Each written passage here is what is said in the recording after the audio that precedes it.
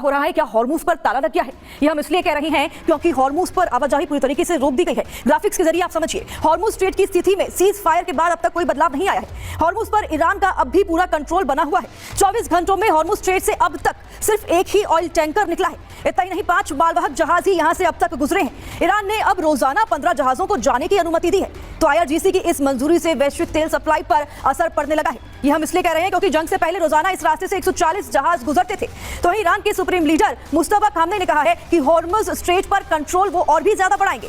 Mustafa Khamenei ने कहा कि हर नुकसान का मुआवजा भी लिया जाएगा, जबकि ट्रंप ने कहा है कि हॉर्मूज से तेल सप्लाई पर कोई समझौता नहीं हुआ है। तो वहीं ट्रंप ने चेतावनी दी है कि ईरान को जहाजों से शुल्क वसूलना तुरंत बंद करना होगा। इतना ही नहीं, यूरोपियन यूनियन ने कहा है कि हॉर्मूज स्ट्रेट से गुजरने के लिए कोई फीस या टोल नहीं लगना चाहिए। यह रास्ता पूरी दुनिया के लिए जरूरी है और सभी जहाजों को बिना रोक टोक के गुजरने की आजादी मिले।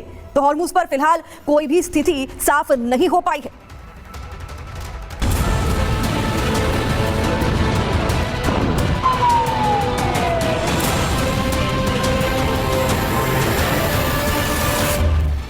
मिडल ईस्ट में जंग थमी जरूर है, लेकिन टेंशन अभी खत्म नहीं हुई है।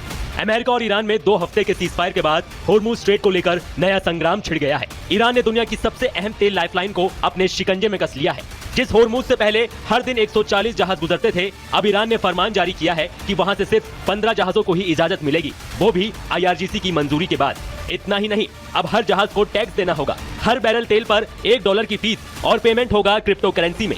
यानी साफ है, ईरान ने हॉर्मूज को अपनी कमाई का नया हथियार बना लिया है और दुनिया की तेल सप्लाई पर पूरी तरह कंट्रोल कर लिया है। 34 किलोमीटर चौड़ा ये जल डमरू मध्य दुनिया के 20% तेल का सबसे अहम रास्ता है। अगर यहाँ रुकावट आई तो पहले से मौजूद वैश्विक ऊर्जा संकट और गहरा हो जाएगा। ईरान के सर्वोच्च नेता मुस्तफा खामनेई ने भी इस पर बयान जारी किया। उन्होंने साफ संकेत दिया कि अब ईरान हॉर्मूज को सिर्फ नियंत्रित नहीं करेगा, बल्कि इसे और ज्यादा मजबूती और सोच समझकर इस्तेमाल करेगा।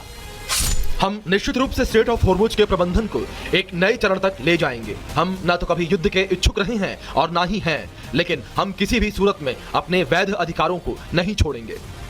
रूसी समाचार एजेंसी तास के मुताबिक एक वरिष्ठ ईरानी सूत्र ने बताया कि सीजफायर के बाद भी तेहरान की तरफ से हॉर्मूज को युद्ध पूर्व की स्थिति में चलाने की इजाजत नहीं दी जाएगी। सूत्र के मुताबिक ईरान हॉर्मूज पर अपनी स्थिति को कमजोर नहीं पड़ने देगा। उधर ट्रंप कह रहे हैं कि अगर ईरान हॉर्मूज से गुजरने वाले जहाजों से टोल वसूल रहा है तो उसे इसे तुरंत बंद करना होगा। हॉर्मूज स्ट्रेट से तेल की आवाजाही की अनुमति देकर ईरान बेहद खराब काम कर रहा है। कुछ लोग तो इसे शर्मनाक भी कहेंगे। ये हमारे समझौते के अनुरूप नहीं है, उन्हें ऐसा नहीं करना चाहिए और अगर वे ऐसा कर रहे हैं तो उन्हें अभी बंद कर देना चाहिए। इधर हॉर्मूज की सुरक्षा को लेकर नाटो भी एक्टिव हो गया है। नाटो प्रमुख मार्क रूटे ने कहा, हॉर्मूज को खुला रखने पर हमारा गठबंधन काम कर रहा है। स्ट्रेट की सुरक्षा के लिए योगदान पर नजर है। हम अमेरिका के साथ मिलकर काम कर रहे हैं। तो क्या ये सीजफायर नहीं ईरान की रणनीतिक जीत है? क्या ट्रंप पूरी तरह ईरान के आगे सरेंडर हो गए हैं? और क्या हॉर्मूज अब ईरान का सबसे बड़ा हथियार बन चुका है? सीजफायर के बाद जंग जारी है, बस मैदान बदल गया है। आसमान से बारूद बरसना भले ही कम हो गया हो, लेकिन तेल की हर बूंद पर जंग अब भी हो रही है।